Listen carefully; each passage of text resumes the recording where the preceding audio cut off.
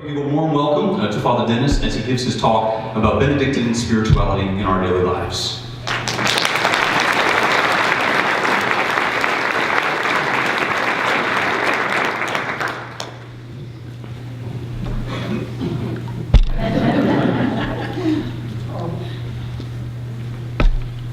Well, good evening. I have to turn on. There we are. Is that it? Is that it? No. That's not it. That's it. That's it. Oh, it's it. Lord have mercy. Oh, I thought I was so loud. Good evening. Good evening. What in the world is going on? Is there nothing going on in the Terre Haute tonight? There never is anything. A lot of y'all are hard up for entertainment, but I am glad to see you. I'm very glad to be here. You know, I'm so excited to have been invited to give this talk. I will tell you that Father was one of my best students ever. Absolutely.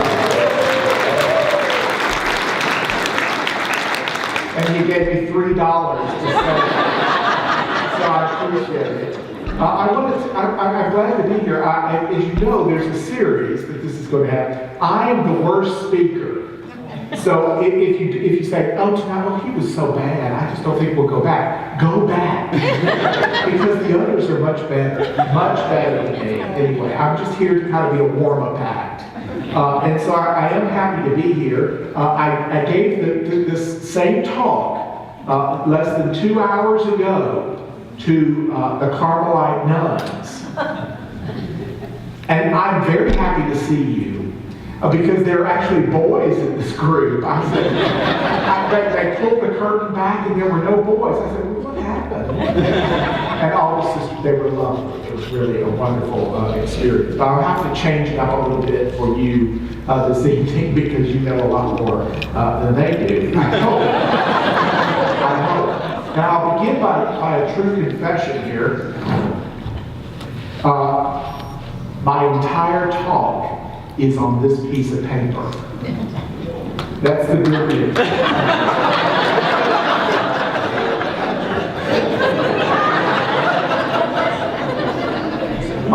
That's the good news. The bad news is I have tiny little handwriting. They were amazed that I was able to go for 2.5 hours just from one sheet of paper over at the car. They don't have anything to do. Lord have mercy. They can't even watch the TV. It's bad. My topic this evening is to give you an introduction to Benedictine spirituality. And I can do that because I am a monk. You can't tell from my outfit, but I am. I am a Benedictine monk and a priest, and as Father said, I am also have the great honor to have spent the last 11 years as rector of the seminary at St. Myron. And in doing that, we've given, I think, the Archdiocese a lot of really good priests. And so I hope that if you've never had a chance to come and visit us at St. Myron, I hope that you have the chance to do so. A lot of what we do, however, obviously, is built around the ideals of Benedictine spirituality. And so what I want to do this evening is I want to spend a little bit of time reflecting on what is a Benedictine spirituality, how did it originate, because I do like to tell a little bit of the historical thing, and then what does it mean for the Church in our particular situation today. So I'm looking at the past, but I'm also looking at the present. And I would say that that's a very important Catholic idea. It's a very important Catholic idea to be able to know that whatever we're doing today, we're only doing it because we have 20 centuries that we're building upon.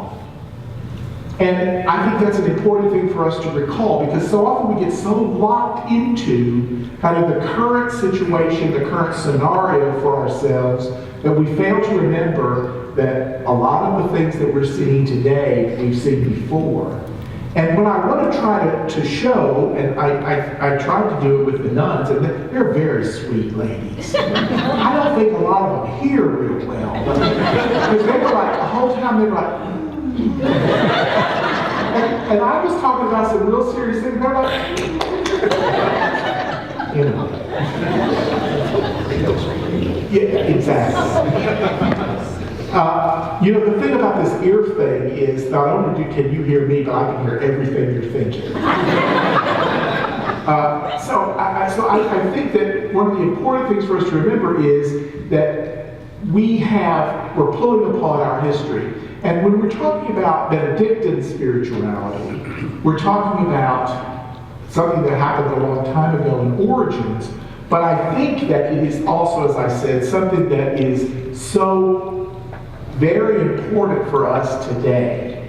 So we're not just talking about what happens with a group of monks or nuns who live in a monastery and in many ways, what I'm sure what you think, is secluded from the world, which you see I obviously am.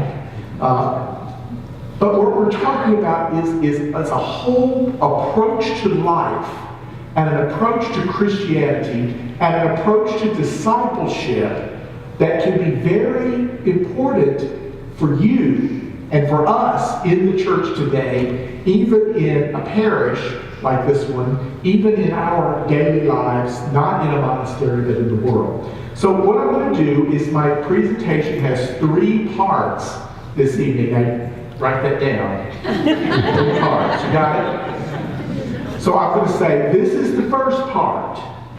And so I'm going to then talk and talk and talk, and you're going to be like, wait, does he ever shut up? Talk and talk and talk. And then I'm going to say, now this is the second part. And I'm going to talk and talk and talk and talk. And then I'm going to say, this is the third part. And you're going to say, thanks be to God, it's the third part, which means he's almost finished. And we can go back and get the rest of that soup, which looked very tasty, by the way. So 3 parts. First, I'm going to talk about the historical context of Benedictine spirituality.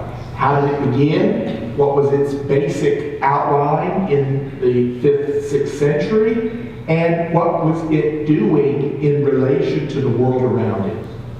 Then I'm going to talk about how that applies in our world today. And then we'll look at a few sections, a few important issues that we're currently dealing with in the church. Okay? So those are the 3 parts. So let me begin with the historic part. When we're talking about Benedictine spirituality, we're talking about a way of life that was invented in the early 500s. So this is going back, way back. We're the oldest religious order in the world.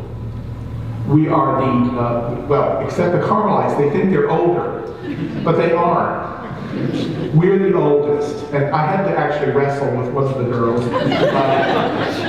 They know what they know now. They know. So we're the oldest religious order in the world. But an important thing for you to think about, and for us to think about, in terms of Benedictine life, I want to say 3 things about the historic foundations of Benedictine spirituality. 1, Benedictine life was founded in a time of crisis. So what was happening in the world when St. Benedict came into the world and began to teach his monks how people should live? What was happening was the absolute dissolution, the absolute falling apart of European culture. The Roman Empire had existed now at that point for 7 centuries, and it was falling apart. It was totally devastated by all of these invaders that were coming from everywhere. Rome had fallen in 476. Nothing was happening. So it's like, if you could imagine a country that is just constantly being invaded. There's no government, there's no social order, there's no structure, there's nothing. And these people who were coming in were not even necessarily all Christians. And so you have a complete breaking apart of the social order. And the thing is that St. Benedict, when he founded the Benedictine order, was looking to take that situation and to make it more manageable by creating these religious communities. In other words, he was providing sanctuary, he was providing a safe place for people to live, he was providing a refuge that gave people the opportunity to escape from the environment in which the world at that time was finding itself. So, in other words, the order is founded in a time of crisis, and Benedict is intent upon providing a safe refuge for people who are in crisis. The world, very bad shape. The second thing that I would like to say about the communities that were founded by St. Benedict. So St. Benedict obviously is founding his communities in southern Italy, right? Italy, again, very problematic at that time. Founding these communities in southern Italy. Here's the thing that we might think about. If we were going to try to establish a safe community in a social environment that was really in chaos, our instinct probably would be to try and create a community that was very structured and very ordered. Put a wall around it, put a lot of rules in it, give people the order and the structure and the discipline that the world is now not giving them. And that sounds like it would be a good idea. And that's exactly what St. Benedict did not do. In other words, when he decided to create his religious communities, he decided to create communities that were not as structured and not as ordered and not as rigid as the monks that had gone before him. See, monasticism, that is to say monks and nuns, had existed already in the church for almost 200 years. But the kinds of monks and nuns that existed were monks and nuns who went into a community, walled themselves up, shut the doors, fasted, were very ascetical, prayed endlessly, like hours and hours and hours and hours, did not have any visitors, did not talk to each other. In other words, they created this enclave of very, very rigid rules, and then they stayed in there. They didn't go out. Benedict did not want that kind of world. He wanted a world in which the monks had more freedoms and more openness. Why? Because his purpose was not safe places for individual people to live. His purpose was to provide safe places for the world, and the monks were to be their hosts. So in this incredibly complicated, very problematic environment, this political upheaval, this social disaster, St. Benedict was providing a place of refuge. So he's like opening a Holiday Inn for people who are on the road and running and doing all of these things. That's a very different vision from what the monastic or the monks and nuns had thought about doing before that. So in other words, the purpose of the monks was not to save themselves primarily. The purpose of the monks was to offer hospitality to others. And the Benedictine life, our monastic ideal, has always been that of hospitality. Our task is to welcome other people. Our task is to invite you to come in. Our task is to give you a safe place to come and pray and think. Our task is to give you a place of renewal. It is not to build ourselves up. Or, perhaps rather, it is to build ourselves up by building you up. Right? In other words, we fulfill our personal mission by becoming ambassadors of Christ to you. So if you've never been to St. Margaret, and if you haven't, I probably don't blame you. It's kind of a long way. If you go through Washington, though, it's easier than Olynyk and that one. No, it doesn't matter. Go down, go across, it doesn't matter. If you come to St. Margaret, I would hope that the first thing you would experience there is we are very welcoming. We want you to feel at home. We want you to be at home. And this was what St. Benedict was hoping to accomplish with his monks in that 5th century context of a world out of control, a world in complete upheaval. And that was the important piece. The third thing that I would say about the monks as they existed in that original Benedictine world is that they were co-workers with the laity that were around them. In other words, they were working with the people around them, not just the people in the monastery, but the people of the towns, the people of the countryside. They were working with those people. In other words, their task was to help those people as much as it was to help themselves. And I'll give you a good example of this, and one of the things that the monks became somewhat famous for in the 6th century, and that was they produced something that was very important, and that was books. They preserved in the monasteries the literary tradition of the ancient world. And so when we get to the 16th century, it's going to be the monasteries where people have to go to read some of the works of the ancient authors, because those were maintained and preserved by the Benedictine monks. So we're running farms, we're engaged in the monastic world, we're writing and preserving books, we are helping the people in the communities around us, we are creating an environment that helps people survive in their Christian identity, in their Catholic identity, in a time of tremendous crisis.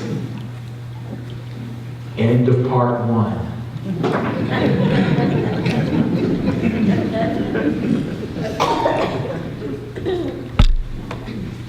Part 2. What is our contemporary situation? So when St. Benedict founded the Benedictine order in the 6th century, he was in a time of upheaval. He was in a time of social change. He was in a time of political turmoil. Guess what? Welcome to St. Benedict's world. And the thing I want to point out is our world today is not really that different from the time of St. Benedict. Today, we too struggle with stability. Today, we too struggle with attempting to maintain some sort of semblance of order. And as it was in St. Benedict's time, today too, we struggle to maintain the structures of the family. We struggle to maintain the structures of our communities. We struggle with political challenges. We struggle with exactly the same questions. And so there is an ideal that perhaps the questions that we're dealing with today might be effectively addressed by looking back to the 6th century. And that's what I'm going to propose this evening. And I think that's what's going to develop over the coming weeks in talks that you're going to hear during Lent. Now, I'm here to set everything up. I'm here, again, to bore you senseless. And then once you've been bored senseless, you think, it couldn't get any worse, Ethel. Let's go back again one more time to see what happens. Let me talk now about what our contemporary situation is. What is the contemporary situation of the church? And you all know it. You know it as well as I do. We read about it every day in the paper. We hear about it on the evening news if we continue to watch that sort of thing. We know what the contemporary questions are facing our church. But I want to mention just 4 this evening. I want to talk about 4 things that our contemporary church is facing. The first one, of course, as we know, is the abuse crisis. And if any of you follow my writings, you'll know that I've spent a lot of time thinking about writing about the abuse crisis. That's necessary, given my work. I'm preparing priests and ministers for the church, right? That's what we do at St. Michael. And we can't do that without honestly addressing the question of the abuse crisis today. This is what I heard about maybe a month ago from somebody. Nice lady in the parish that I was visiting. She said, "Why is the Catholic Church the one that's always targeted?" It's a question. In other words, here's what we know. The abuse scenario, first of all, what we know is that this is basically a problem that the church had 30 years ago, 40 years ago, 50 years ago. The second thing that we know is that there's far less incidence of abuse in the Catholic Church than in other institutions. For example, public schools. There are many more instances of abuse of minors in public schools than there are in the Catholic Church. There are more incidents in the Baptist Church than there are in the Catholic Church. There are more incidents in almost any institution we can think about. That's not the point. The point is that in the Catholic Church, we, Catholics, we priests are supposed to stand for something else. We're supposed to stand for integrity. We're supposed to stand for what we promise and what we vow to do, which is to remain celibate. When that doesn't happen, then the consequences are tremendous. They're dire.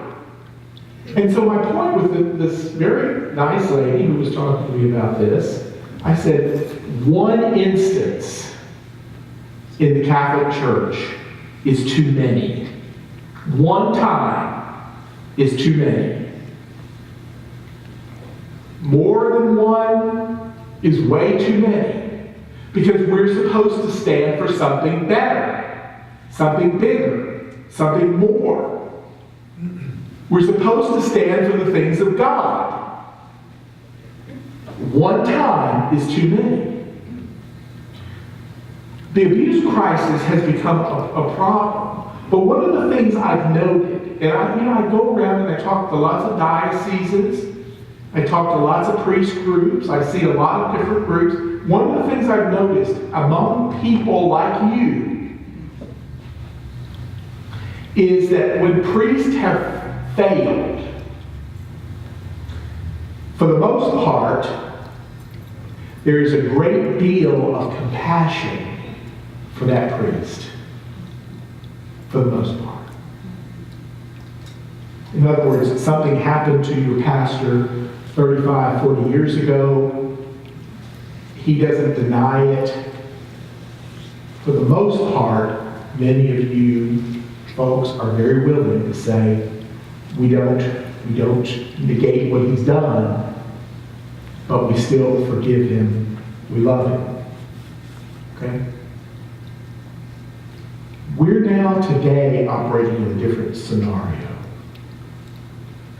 Because the crisis today is less about what individuals have done and more about what others have covered up.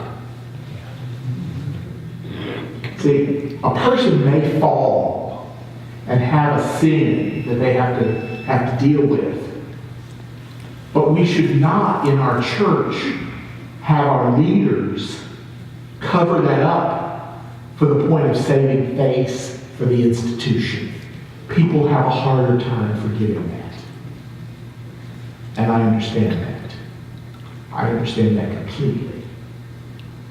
We have a harder time forgiving political maneuvering that has allowed the abuse problem to continue. And that's right. That is a righteous anger. But we have to work within that context. That is the context in which we are continuing to work in our church today. I recently read a very interesting article by a theologian that I have a great deal of respect for, and he said the abuse crisis is the most important crisis the church has had to face since the Protestant Reformation. And I think it's true. I think it's true. We know it because we're living through it. It's true. St. Benedict did not deal with abuse crisis. But this is the kind of upheaval in the church that St. Benedict was dealing with in the 6th century. We are in a crisis moment in our church. And I will tell you this, that there are many, many people in our church today, and perhaps especially a lot of our young people, who are very willing to just walk away. And some of them already have. And there are more to come. We, as church leaders, we cannot begin to address the pastoral needs of the church until we are willing to address this question fully, honestly, humbly, and sometimes embarrassingly. So the abuse crisis is part of the question that the church is dealing with today. So like St. Benedict, it is a time of crisis. Second, what I call the parish cultural realignment problem. That sounds very interesting. Let me tell you about the parish cultural realignment problem. You may or may not know that there are many dioceses, I would say almost every single diocese in the United States today is involved in analyzing their parishes and saying, is this parish a vital parish? Well, the first thing that we have to ask is, what is a vital parish? What does it mean to be a vital parish? And that's a very important question, because I don't know that we always know the answer to that question. What is a vital parish? Well, I think we have some extremes that we can see. Now, I can tell you this. You're here on a Friday night in wild Terre Haute, Indiana, to hear a boring priest give a talk. And you're here, and you were at your soup supper. This is a vital parish. This is a vital parish. And I don't think because you come to this talk, because obviously you're coming to this talk as part of a larger culture of activity and action. And I see here tonight older people and younger people. I see people of all walks of life. That's a vital parish. What's not a vital parish is a place that only has one Sunday Mass for 5 people. The priest that comes from 5, counties away, and they can't even make their budget week to week. Now, budget's not the bottom line. Vitality's the bottom line. How many parishes do we know that are just operating on 15-minute masses on Sunday to get it out and over with? There's nothing else happening in those parishes. There's no education. There's no social outreach. There's nothing else happening in those parishes. So if you go to southern Indiana, not here in beautiful central Indiana, where everything's perfect, if you go to southern Indiana and you go to St. Meinrad, how many people have ever been to St. Meinrad? Oh my goodness, Lord. How many people have ever wanted to stay at St. Meinrad? St. Meinrad is not the end of the world, but you can see it from there. And there ain't much going on. You have to admit it. Even down in Tell City, that wild joint, there's not much going on. Did you know, and this is an interesting question, I'm going to see if anybody can get it.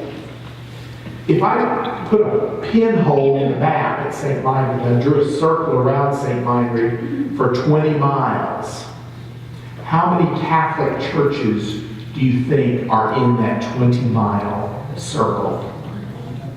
Huh? 30 Catholic churches. Are those churches all viable? No. They're not. They're not viable. Now, you say, oh, but you're being judgmental. You're saying, here's my point. We have to have more to our churches than just a 15 or 20 minute Sunday Mass. Because what is that teaching our young people? All you need to do is go to Mass for 20 minutes on Saturday evening and be a good Catholic. It's not true. There's so much more that the parishes need to be offering. There's so much more that we ought to be doing. There's much more that we should be doing in the communities. If you drive from St. Meinrad to Tell City, Indiana, what is it, 15 miles? How many churches do you pass? 5 Catholic churches in 15 miles. How does that work? And it's not just on one road. These parishes we need to understand that our parishes ought to be providing real places of formation, real places of spiritual enlightenment, real places of education for folks, and not just a 15-minute Mass station. And that sounds harsh. You say, Father, you sound harsh. I do sound harsh. And I can say it because but here's what I know. This is what I know. Here's part number 3. What is the constant thing in my line of work? Because I'm all about preparing the priest, right? What is the constant thing I hear in my line of work? We have a priest shortage. Have you ever heard that? Yes. We have a priest shortage. Did you know that, Father? No. We have a priest shortage. That's what they keep telling us. We have a priest shortage. Here's what I know, and I'm just going to allow you to think about these little statistics here. In the world, there are 3 countries in the world that have more Catholics than our country. Anyone know what countries they are? What's the biggest Catholic country in the world? Brazil. Brazil's the biggest everything in the world. What's the second? Philippines. What's the third? Mexico. What's the fourth? More Catholics in the United States than it's the 4th largest population. More Catholics than any other religion. Catholics are the largest faith in the United States. What's the second largest in the United States? Fallen away Catholics. Yes, exactly. No, it's absolutely true. It's Catholics. In Brazil, the priest to people ratio is about 1 to 12,000. 1 priest for every 12,000 people. Same in Mexico. Same in Philippines. In our country, it's 1 to 2,000. We do not have a priest shortage. So what do we think we do? What do you think we do? We have too many Masses. Think about, and I'm sure it's not true here, but I'm sure it's true in many other places. How many Masses do we have on a weekend at this parish? And how full are they? Because if you have 7 Masses, and all of those Masses are said to a church which is a quarter filled, you have a problem not of priest shortage, but of too many Masses. Now, I raise these questions because these are some of the issues that we think we're dealing with, and sometimes the issues we're dealing with are not really the issues that we're dealing with. And why do we have too many Masses in this country? And I think the reason for that is because people have an intolerance for worship. And so they don't want to make a sacrifice to go to Mass at a certain time of day. They want to have as many masses as possible. And guess what is happening in many of those places? The priests are giving in to that. I see this all the time. Well, Father, we were thinking it would be really nice if we have a 6:45 a.m. Mass on Sunday. Oh, okay. Well, we have a 7:15 Mass, a 7:45 Mass, an 8:05 Mass, an 8:35 Mass. We have 19 Masses, but can we do a 6:45? Yes, I would like a 6:45. Okay. What if we don't do that? Well, if we don't do that, we'll just go somewhere else. And you know what we'll do? We'll take the money that we put in the envelopes every week. We'll take that with us, because then you'll be sorry when you lose that $3 a week. Catholics, by the way, don't know how to give money to the church, I'm just saying. Okay? Not you, of course, but the other. Is there another parish in this town? The awful parish, right? Now, those people don't know how to do anything, but you do. And that's just the thing. We're caught in a culture. This is something I hear. You know what I hear? I can say this because I'm leaving town tonight. Turn Jesus around so he doesn't hear me. Thank goodness the Blessed Sacrament's back there in the closet.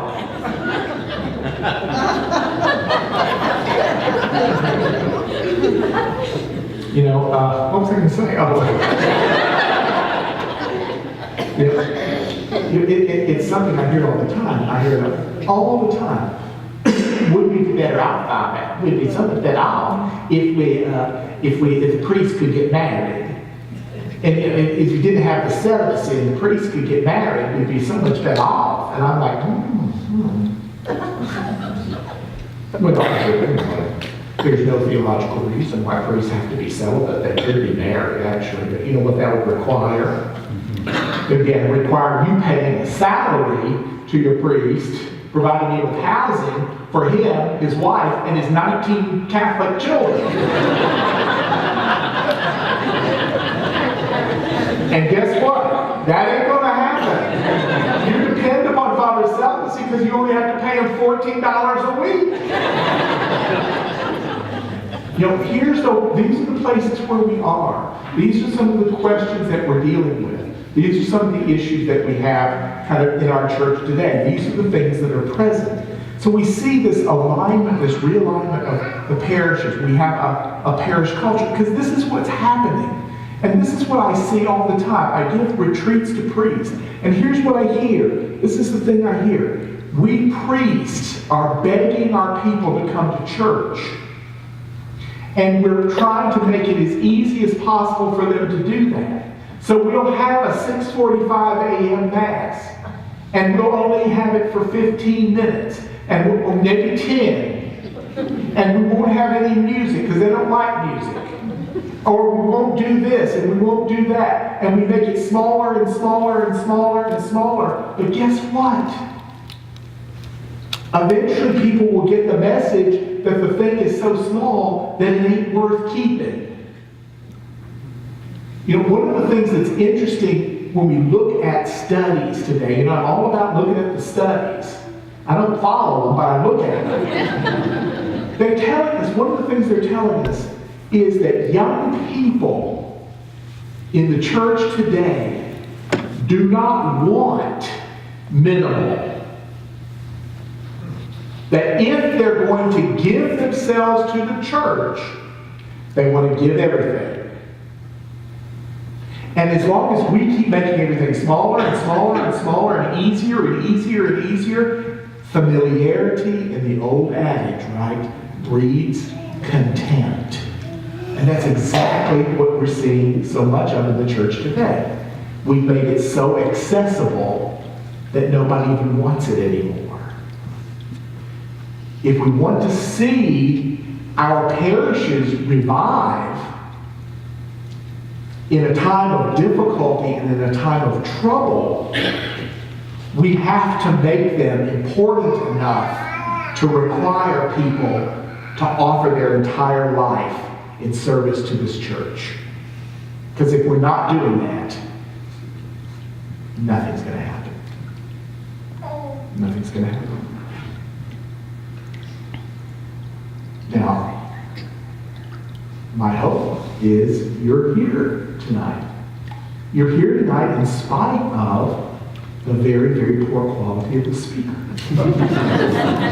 You're here tonight because I think why you've come tonight is because you feel like there's more for you to know.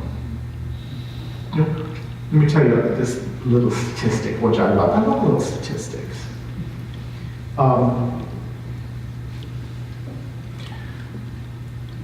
Almost every parish has some form, most parishes have some form of formation for whom? Children. So you get them ready for their first communion. So my secretary, who is a lovely lady, mostly because she puts up with me, since she was a brave soul, she also teaches religious ed and communion preparation for second graders at her local parish. So I was actually a guest speaker at the parish a couple weeks ago. Those children did not know what hit them. Here's what she told me, though. And I knew this statistically, but it was different from when I heard it from her. She said, we have 20 children that we're preparing for their first communion. She said, 10 of those children never set foot in the church. And we know that with half of them, with at least 10 of them, they'll get their first communion and we'll never see them again. What is that? What is that? You know, we have these preparation programs for children, but their parents aren't being prepared. You know, children in confirmation classes, you know, they're being told all about the hypostatic union and talking about the Trinitarian, you know, circumcessio.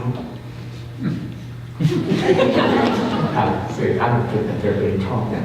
So they go home, you know, and they say to their mama, you know, they're 8th graders, right? Or 7th graders, 8th graders. They go home and say to their mama, Mama, what's the circumcessio? And the mother says, I don't know, wipe your mouth out of something. What's the Holy Trinity? Explain it to me. And you know what mama has to say? I have no idea what you're talking about. What message are we sending to our children? It's when you grow up, you don't need to know this crap. Right? You don't need to know this. Because I don't know it. I'm your mom. I'm your daddy. We don't know it. Why do you need to know it? My point with all of that is that if we're going to be successful in dealing with the revitalization of the church, as St. Benedict was in the 4th century, then we need to catechize parents, not children. Right? And let the parents catechize their children. But we've catechized children to no avail if we catechize them and they go home to faithless homes. This is the other question I think that we're having to deal with. If we're living in a time of spiritual and social upheaval, then we have to become models for how that spiritual and social upheaval is going to be overcome. Not institutions that continue to perpetuate the problems of minimalism, the problems of lukewarmness. You know, here's the thing. I'm thinking about Flannery O'Connor. Anybody know Flannery O'Connor? Father and one other person. I'm teaching a course now on Flannery O'Connor. Flannery O'Connor was a Catholic woman, lived in the South. I'm teaching the course. Last weekend, I took my whole class to Georgia to visit her house. Flannery O'Connor was a Catholic woman from the South. She wrote, brilliant writer. Weird crap that she wrote. Really brilliant writer. There's a great story about Flannery O'Connor, which I think can touch upon what I'm trying to say here. She once was at a gathering of other writers, you know, literati. She was a very brilliant woman, but she was not what we would call kind of the intellectual type, you know, she's not kind of doing that. but she's brilliant. So she's at a conference with other writers, and she's talking to another writer, and this woman says that she used to be a Catholic. And Flannery O'Connor said, "You used to be a Catholic. Why aren't you a Catholic now?" She said, "Oh, I'm no longer a Catholic, but I still think that the Eucharist is a beautiful symbol." And Flannery O'Connor said, without missing a beat, "I say if it's a symbol, to hell with it." And that's true. You know, if what happens here is just going through the motions and just a symbolic action, to hell with it. But if what we do here is what we claim it to be, that is to say, the body, soul, divinity of Jesus Christ appearing week to week on this altar, then that requires our undivided attention, folks. And that means that we are then called in our turn to be ambassadors for going out into the world. That's what St. Benedict was trying to revamp for folks in the 4th, 5th century, and what we are having to create in our world today. So I think, think about your parish. Think about your coming here from week to week. Think about you receiving the body and blood of Christ. Think about what you do after you receive the body and blood of Christ. You run out the back of the church, right? So that you can spread the good news of Jesus Christ, right? Right? A buddy of mine down in Virginia, right, he had built a new church, put a big plaque on the back door. It said, "Remember," in engraved letters, "Remember, Judas was the first to leave."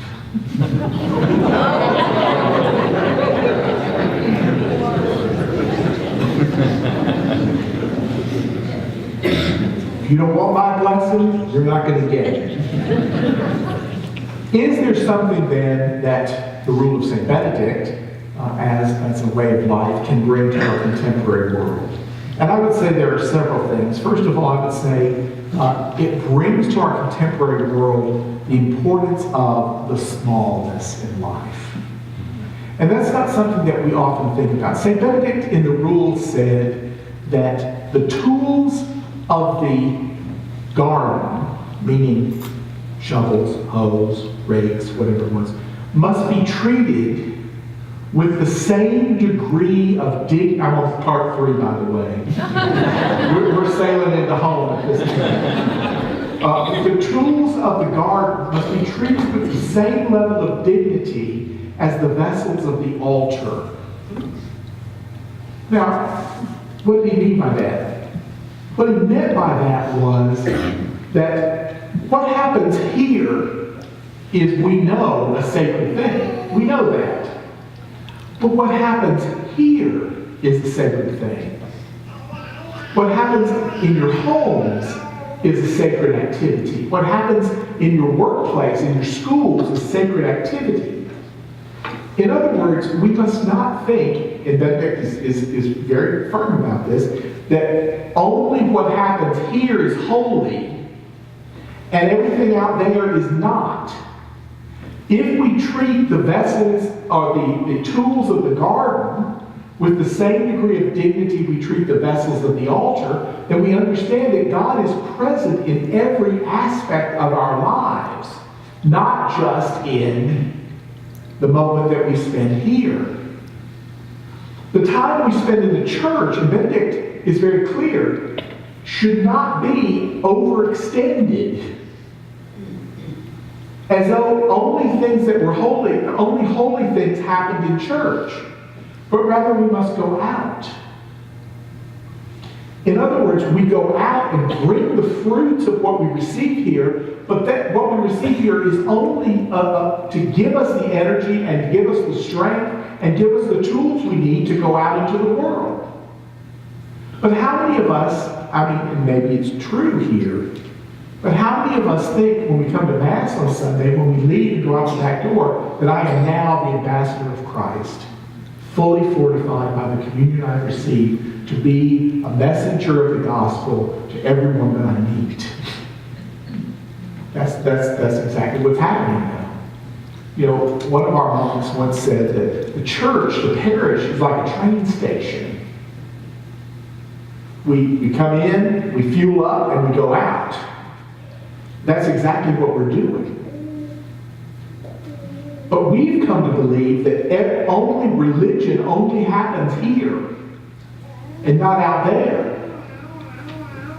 Religion is not what happens in here only, it's what happens out there. But if we think that religion is what happens in here only and not out there, and we begin, for one reason or another, particularly in our contemporary scenario, to lose faith in the institution, then we have nothing. If it's only happening in here, and we no longer have faith in here, and we have nothing out there, then we have nothing.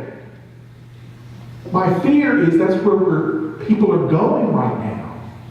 We know the statistic. So you go through confirmation, you basically bribe the children to stay in church through high school. They go to college, and what do?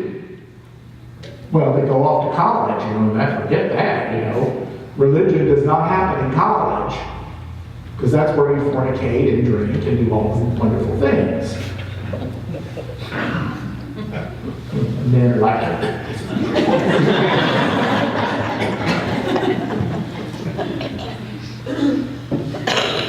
it used to be true statistically that young people left the church when they went to college.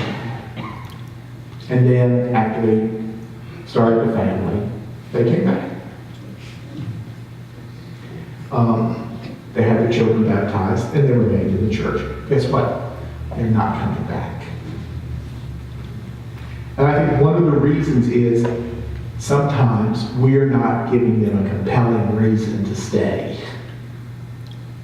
We're not giving them a compelling reason to stay in the church. And if all we're doing in that parish is a 15-minute Sunday Mass and no real interaction with the priest or anything else, why would they stay? Well, the only reason to stay is the presence of Jesus Christ on the altar. And if we don't announce that with an evangelical voice, I think we're lost. The last piece of this, and I would go back to St. Benedict, is the rise and the importance of what I've been writing a lot about recently, and that is the domestic church. So I want you to think about your home. I want you to think about what you do in your home that cultivates your discipleship. What does prayer look like? What does devotion look like? What kind of material life? Is there a prayer space in your home? What does the family prayer life look like? What does the family meal look like? What is all these things. There are thousands of things we can think about. What is the quality of the domestic church in your life? And if you're like many of us in our culture, it may not be very much. What can we do to raise that standard? And that becomes, I think, one of the key factors of our moving forward, is the question of how we're going to instill a sense of discipleship and a sense of following Christ out there in the home, in the workplace, in the school, and not just in the church. As we can do that, I think we're becoming more and more involved with the life of St. Benedict. And I think that in the Benedictine rule, there's an important piece of it, and that is that our way of life, as the Benedictine monks and nuns, our way of life is not to build ourselves up. Our way of life is to provide you, through our work, and prayer with a model for living in your world. In the Benedictine world, we call this oblation. Our task is to provide you with tools that you need to live in your lives, in your particular places, in your homes, your workplaces, your schools, with the tools you need to follow Christ. Not to build ourselves. Now, we do that through our school. We do that through our oblate program, which we have thousands of Benedictine oblates that work with St. Margaret. That's our job. So St. Benedict had a time of crisis that he was attempting to deal with in the year 500. We today are living also in a time of crisis. I believe that St. Benedict has something to offer to you in our world today.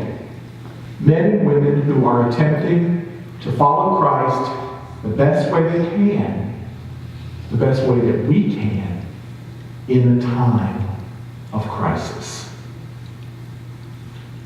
I thank you for inviting me to be with you this evening. I hope that you have one little nugget to take home with you.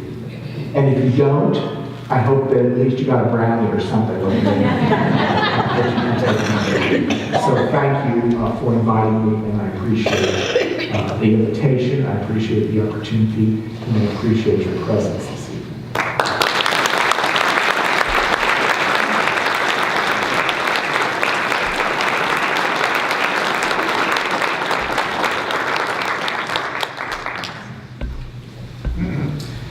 Thank you, Father Denis. Lastly, I would just like to, again, thank Father Denis and the amazing work that they do down at St. Minder, not only forming our future priests, which again is a great need of ours, and we should always be praying for our own youth, their vocations, but also to thank them for the time that they come out to the parishes and to do formation for us as well. So with that, I ask Father Denis if you could give us your blessing. The Lord be with you. And with your spirit. May Almighty God bless you, the Father, the Son, and the Holy Spirit. Amen. Get out.